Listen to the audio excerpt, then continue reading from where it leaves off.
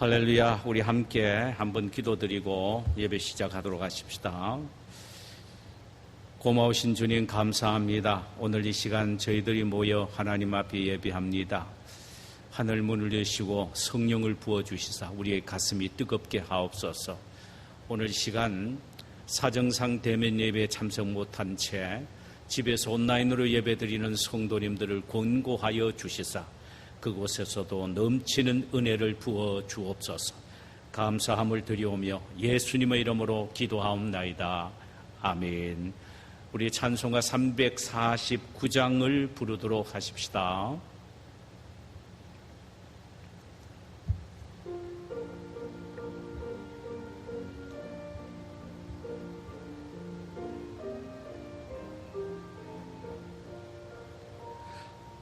넌 예수 따라가는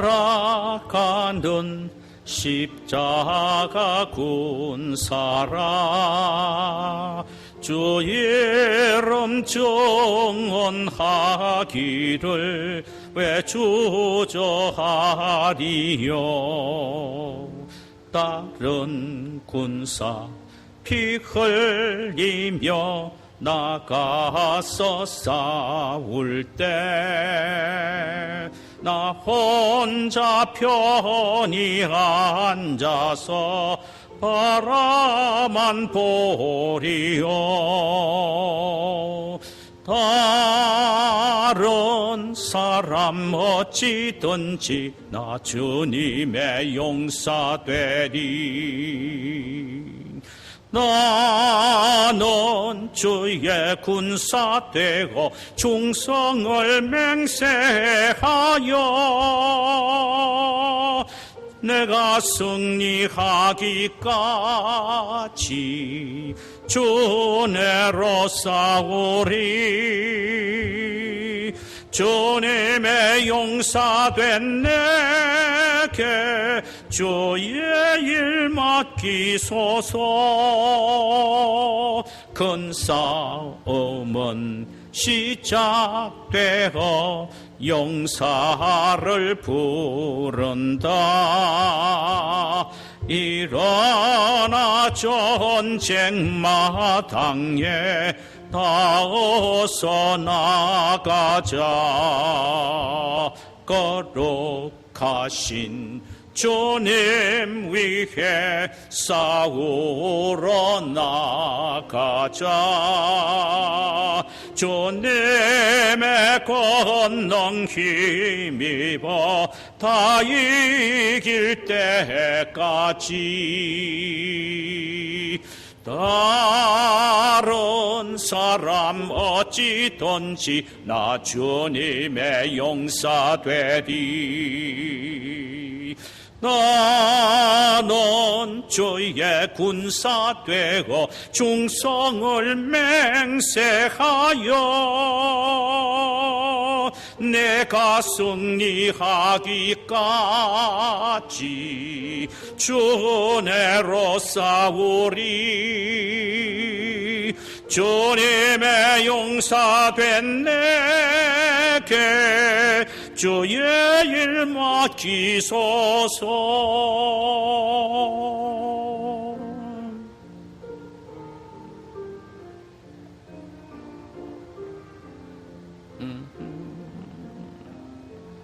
말씀 나의 힘 되니 겁낼 것 없도다. 모든 싸움 이긴 후에 그 날이 이르면 성전가 높이 부르며 큰 영광 누리리. 다른 사람 어찌든지 나 주님의 용사되리. 나는 주의 군사 되고 충성을 맹세하여 내가 승리하기까지 주내로 싸우리 주님의 용사된 내게 주의 일 맡기소서.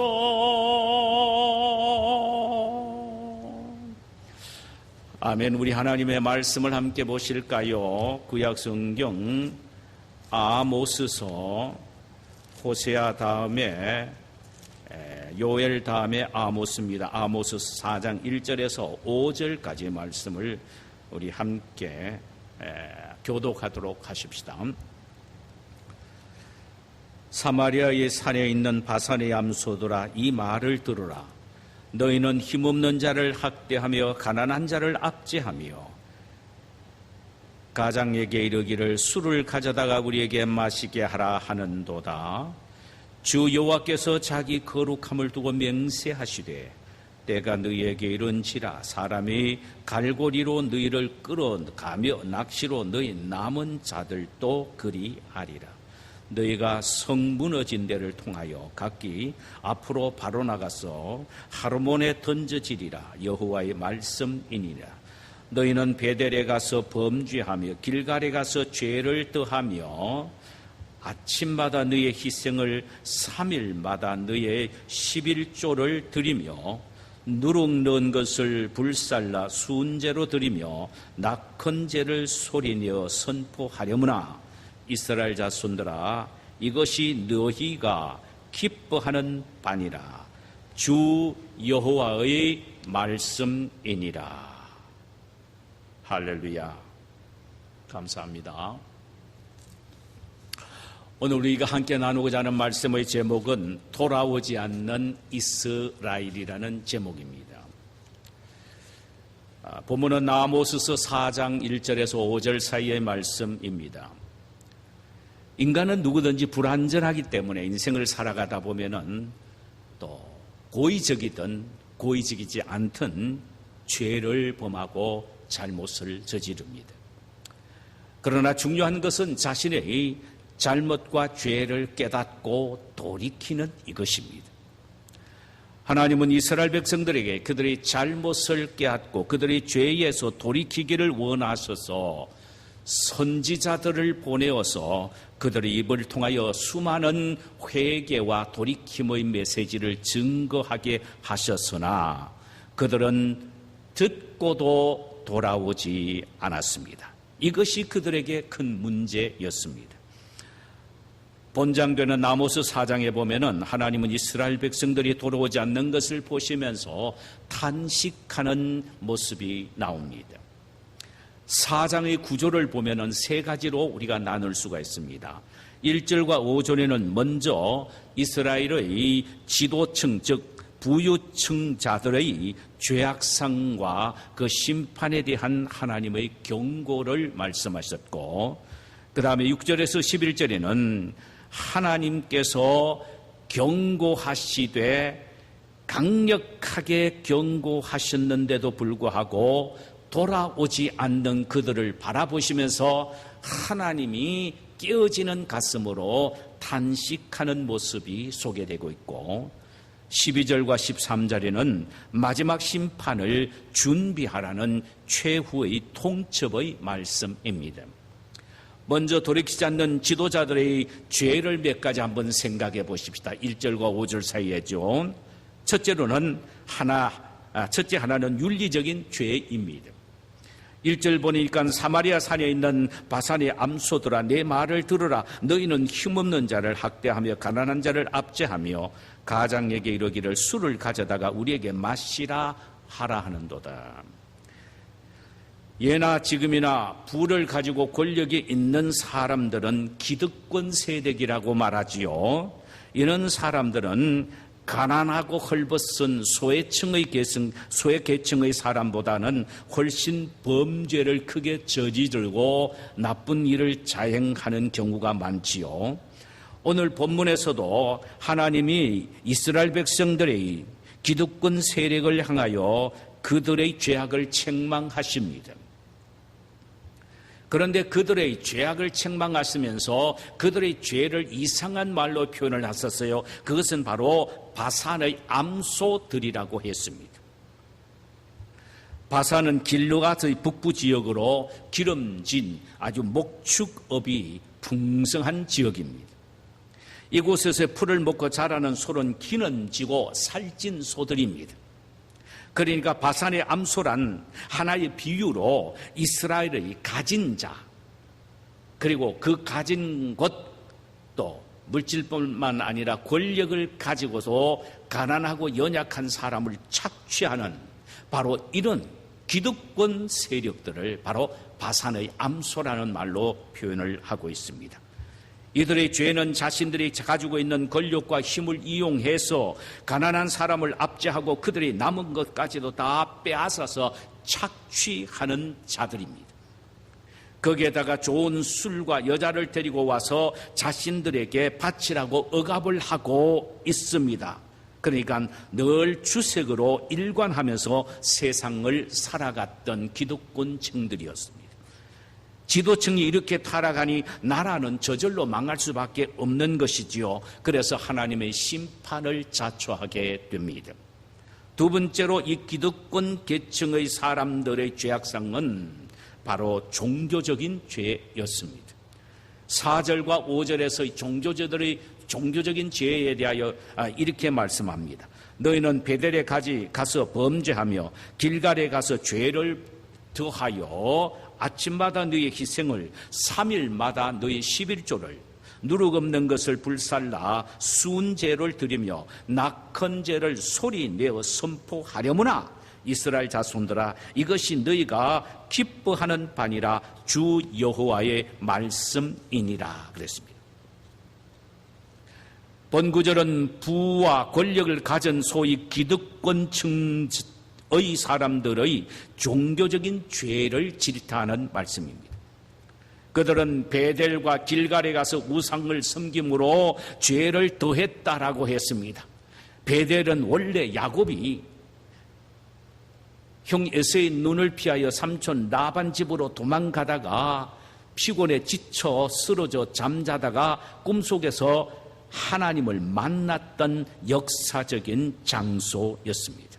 그런데 후에 북쪽 이스라엘의 여로보암이 베델에다가 성전을 크게 짓고 거기에 금송아지 우상을 만들어 놓고 온 북쪽 이스라엘 백성들을 그곳으로 모집하여 그곳에서 예배를 드리며 하나님을 섬기게 했습니다. 그들이 예루살렘 성전으로 오는 것을 막기 위하여 저 북쪽의 베델에다가 성전을 짓고 금송아지 우상을 만들어 절을 하고 제사를 지내게 했다 이 말씀입니다. 이거는 우상의 중심지를 이끌어 베델이라고 말합니다. 길갈은 이스라엘 백성들이 요단을 건너고 난 이후에 요단 강가에 가지고 나온 돌로 하나님께 제단을 쌓았던 아주 유서 깊은 곳이었습니다. 그런데 어느 순간인가 이 유서 깊은 이 바로 길갈을 우상 숭배의 중심지로 전락해버리고 말았습니다.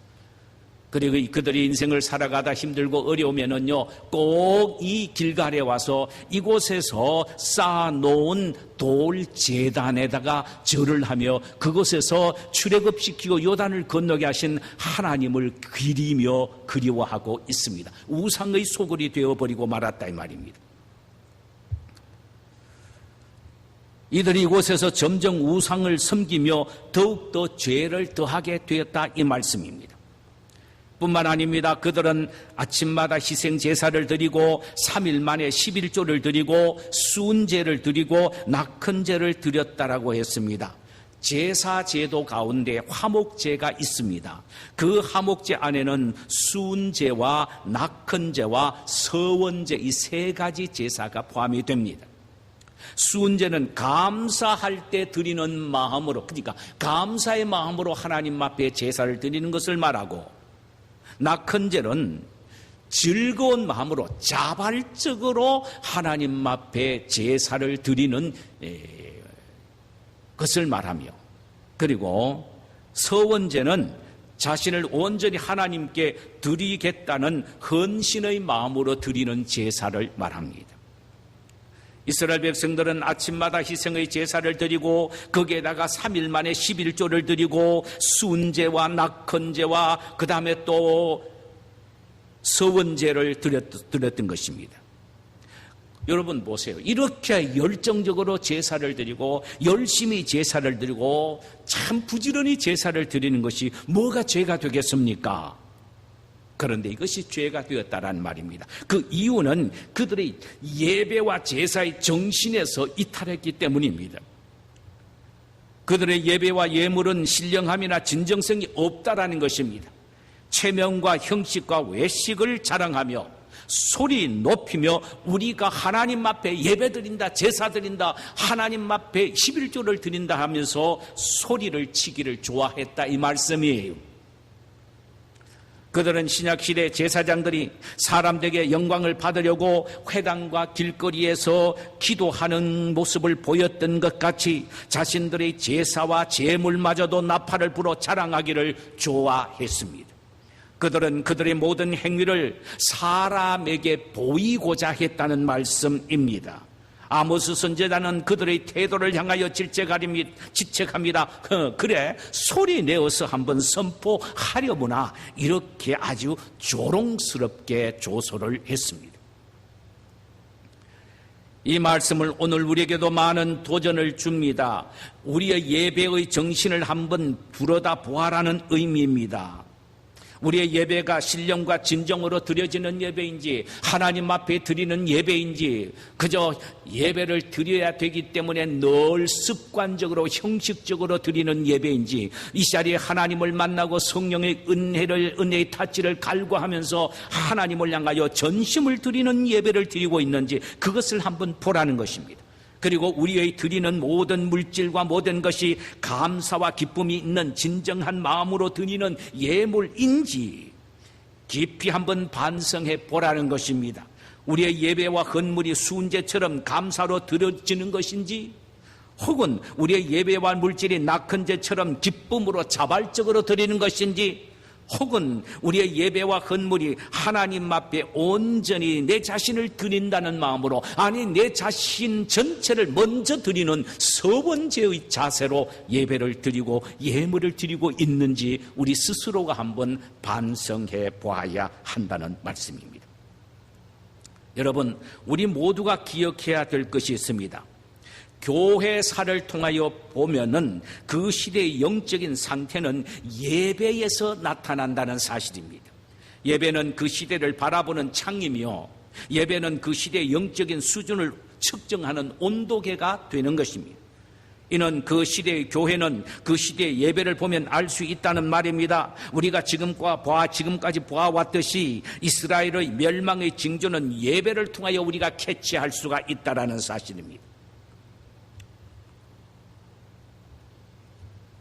우리의 모습을 한번 들여다보라는 것입니다. 우리가 지금까지 보아왔듯이 이스라엘의 멸망의 징조는 예배를 통하여 드러나는데 이스라엘은 예배의 본 정신을 망각한 채 자기의 위주로 형식적이고 외식적으로 예배를 드리고 있다라는 사실입니다. 너희들이 예배를 한번 체크해보라고 하나님은 이 말씀을 통하여 우리에게 도전을 주십니다. 예수님 당시에도 예수님은 바리새인의 형식적인 예배와 예물을 질타하기도 하셨습니다. 중세의 타락의 첩경은 로마 제국의 형식적인 예배에 있었다는 사실을 우리 모두는 잘 알고 있습니다. 오늘날 교회의 심각성은 예배의 진정성의 상실에 있다는 사실입니다. 그래서 예배를 회복하자고 소리치고 있는 것이 아닙니까? 개인이든 교회이든 예배의 문제는 하나님과의 관계의 문제이기 때문에 중요합니다. 그러므로 우리는 예배에 목숨을 걸어야 하는 것입니다. 그것도 형식적인 예배가 아니라 하나님의 말씀이 살아있는 예배, 하나님의 임재를 확신하는 예배, 감사와 자신을 온전히 드리는 헌신의 예배가 있는지를 우리가 늘 확인해 보아야 한다는 말입니다. 마지막으로 하나님은 변질된 이스라엘 지도자의 윤리적 종교적인 죄를 지적하여서나 돌이키지 아니하므로 그들에게 내릴 심판에 대하여 두 가지를 비유적인 방법을 들어서 말씀을 하셨습니다. 하나는 물고기 잡는 방법입니다. 2절 보십시다. 주 여호와께서 자기의 거룩함을 두고 맹세하시되 때가 너에게 이를지라. 사람이 갈고리로 너희를 끌어가며 낚시로 너희의 남은 자들도 그리하리라. 마치 고기를 갈고리에 깨어서 끌고 가는 어부처럼 그들을 갈고리로 끌고 가듯 하겠다는 것입니다. 또 어부가 낚시로 잡은 고기를 바켓스에 담아가 끌고 가듯 아수르 사람들이 너희들을 고기처럼 잡아 끌고 낚시로 채워서 아수르로 비참하게 끌려가게 하겠다는 것입니다. 죄를 범한 당사자들인 부모뿐만 아니라 그들의 남은 자들, 즉 그들의 후손까지도 비참하게 포로로 잡혀가게 하겠다는 것입니다. 또 하나의 비유는 성 위에서 내어 던져버리는 방법을 통하여 이스라엘의 기득권 층들을 심판하시겠다는 것입니다. 3절입니다. 너희가 성 무너진 데를 통하여 각기 앞으로 바로 나가서 허르몬에 던져지리라. 여호와의 말씀이니라. 아수르의 공격에 의하여 사마리아 성은 무너지고 없습니다. 이스라엘 백성들은 도망치면서 그 폐해된 성을 밟고 도망칩니다. 좌우를 살펴볼 겨를도 없이 앞만 보고 향하여 줄기차게 달려갑니다. 뒤를 원수들이 추적해 옵니다. 몰려 하르몬 산 위까지 올라갔습니다.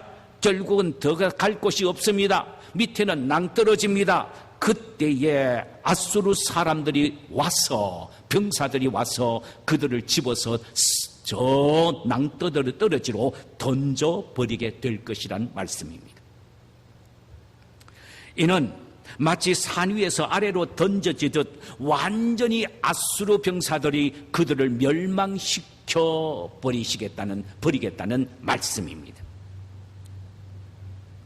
하나님은 선지자 입을 통하여 심판의 날이 반드시 오게 될 것임을 예언하셨습니다. 그 사실을 이렇게 말씀하셨습니다. 보라, 때가 너에게 이를지라.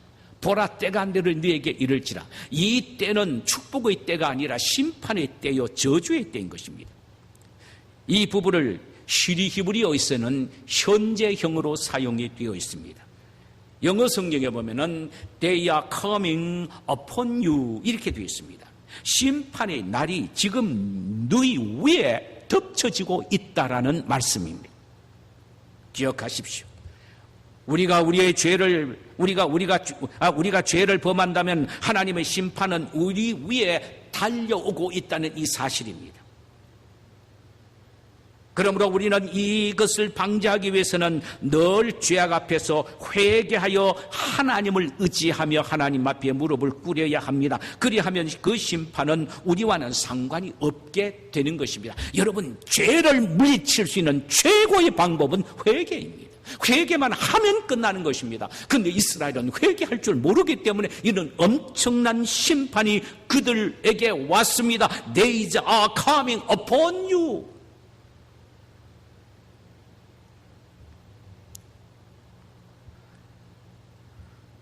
이스라엘에게 심판이 온다는 심판의 필연성에 대하여 하나님은 나의 거룩함을 두고 맹세한다 그랬습니다. 와, 이스라엘의 심판의 필연성에 대해서 나의 거룩함을 두고 맹세한다. 하나님의 본성은 거룩에 있습니다.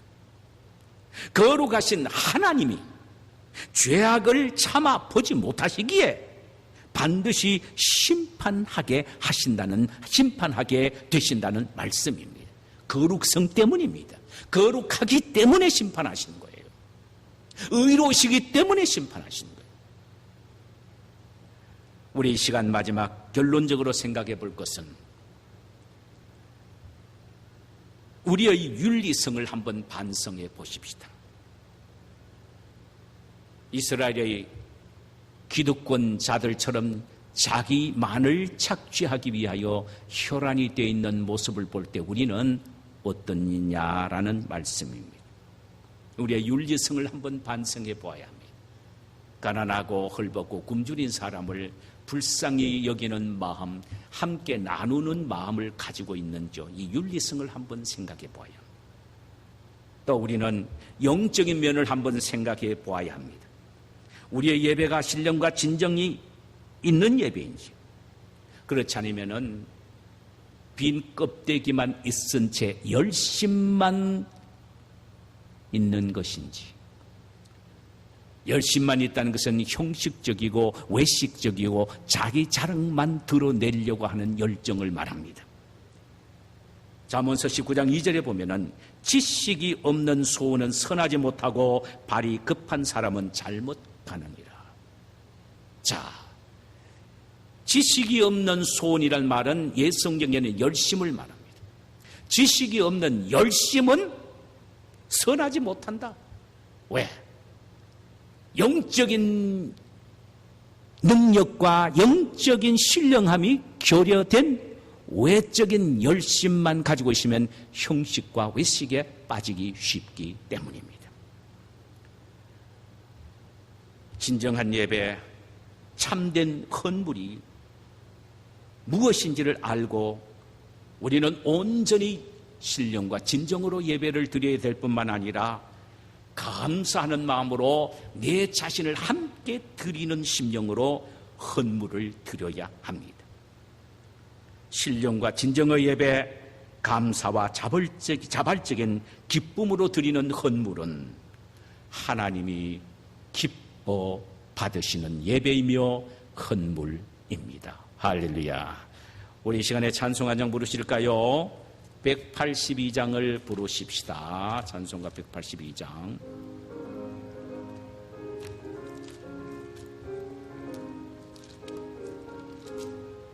강물같이 흐르는 기쁨 성령 강림함이라. 정결한 마음 영원하도록 주의 거처 되겠네. 주님 주시는 참된 평화가 내 맘속에 넘치네. 주의 말씀에 거센 풍랑도 잠잠하게 되도다. 나의 생명 소성케 됨은 성령 임하심이라. 모든 이심 슬픔 사라져 주의 평강 넘치네. 아멘. 주님 주시는 참된 평화가 내 맘속에 넘치네.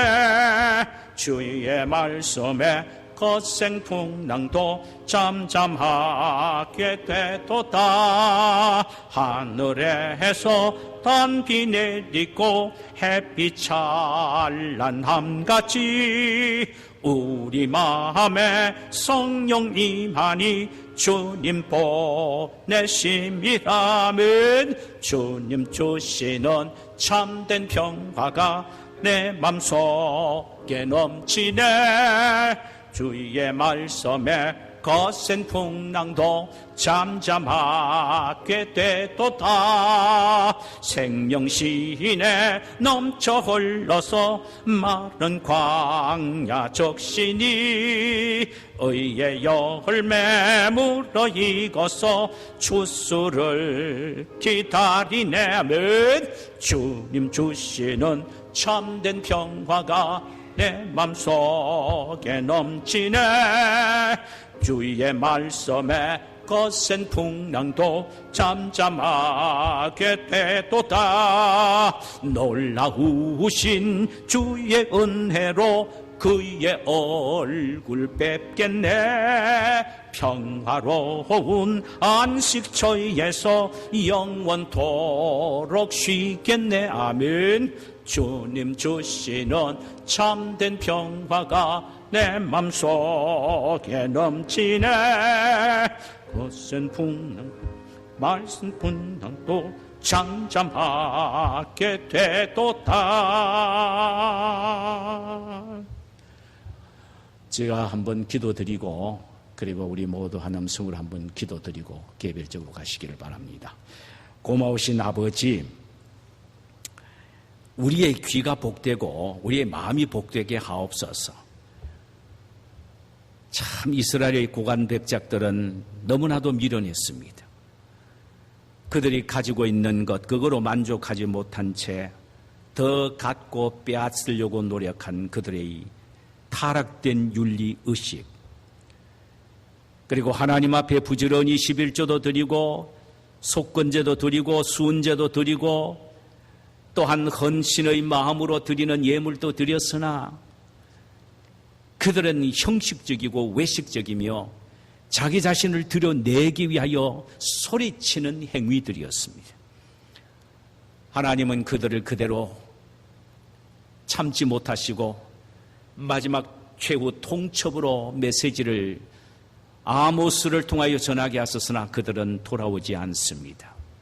그래서 결국은 하나님은 마치 고기 잡는 방법으로, 어부가 고기 잡는 방법으로 그들을 심판하시고 성 위에서 집어 던지시는 방법으로 그들을 심판하신다고 하셨습니다.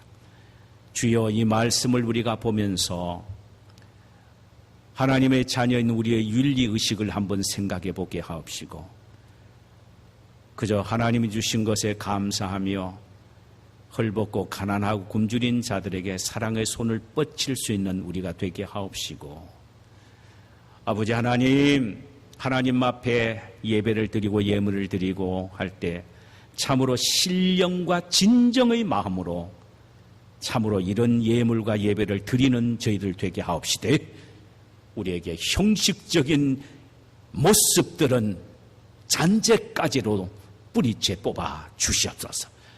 온전히 하나님 앞에 드려지는 예배와 헌물이 되도록 우리에게 은혜를 입혀 주시옵소서. 예수 그리스도의 이름으로 기도하옵나이다. 아멘. 우리 시간에 다 함께